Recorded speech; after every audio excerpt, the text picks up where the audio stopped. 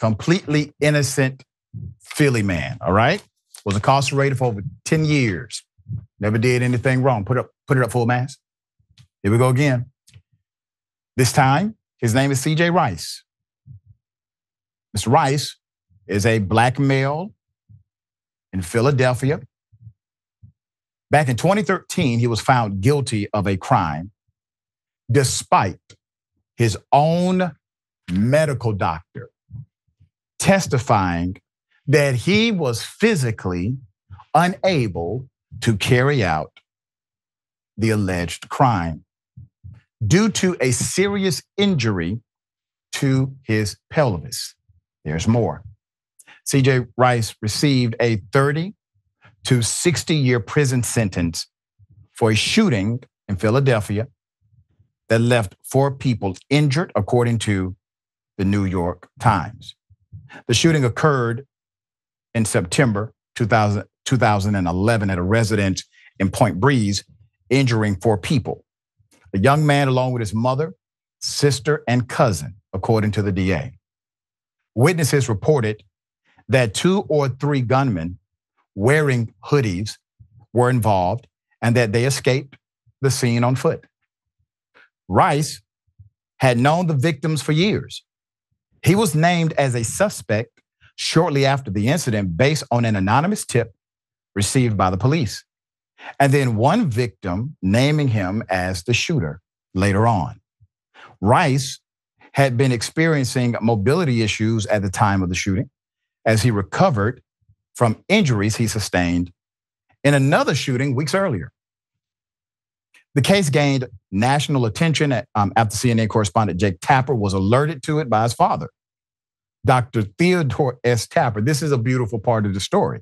So Dr. Tapper, Jake's daddy, who has served as Rice's pediatrician in 2011, testified that Rice, then 17 years old, could not have physically carried out the 2011 shooting due to a previous shooting incident that left him with a shattered pelvis.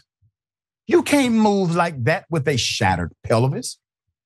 The doctor knows. He's not making it up. I saw the x-ray. I'm the doctor. Let me testify. Straighten all this out. Okay? He does. There's more. His journey toward justice began in 2016 when Rice sought Dr. Tapper's help in obtaining medical records related to his previous shooting, which were not presented during his trial. Those records provided crucial evidence supporting Rice's innocence, demonstrating his physical incapacity to commit the crime he was accused of. Rice told CNN, quote, either the court did not review the case as the public trust endowed the court the ability to do so, or the Pennsylvania courts did review the case and chose to allow a clear injustice to stand for as long as no one else knew what was going on. For that, the Pennsylvania court system is blameworthy and not worthy of any confidence. Nonetheless, I comment to any DA, state prosecutor, Commonwealth, who has an innocent person behind bars, let them free.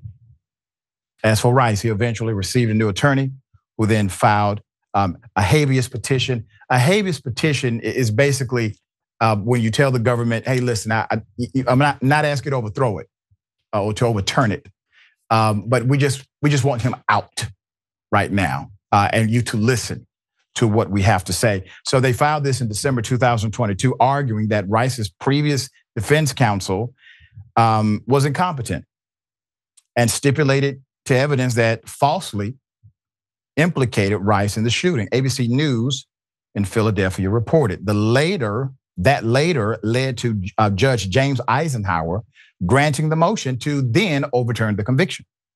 So this week, the DA's office told the court that all charges against Rice were dropped. Put up the father-son duo again.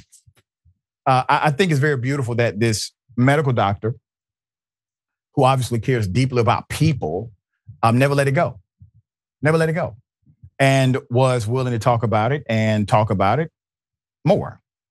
And I can see where Jake gets it from. Jake is a good guy. All right, Wosny, thoughts here? Just incredible citizenship right here by the doctor doing his duty as a citizen to try to get this right.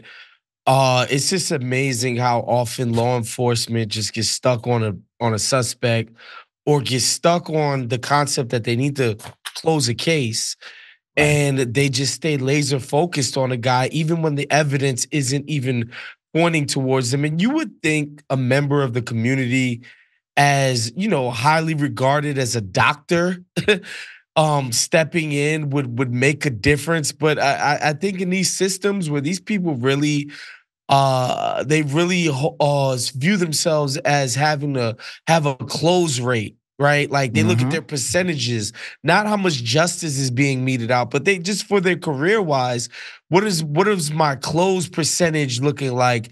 And when they think they can get a conviction, which they ended up doing here, they tend to stay laser focused, and man, they hesitate to ever turn these things back too. That's another part of it where they usually fight tooth and nail to keep their convictions. And so it's a small miracle that this young man was able to have justice finally, served in this case, and he could get out of prison. Very well said.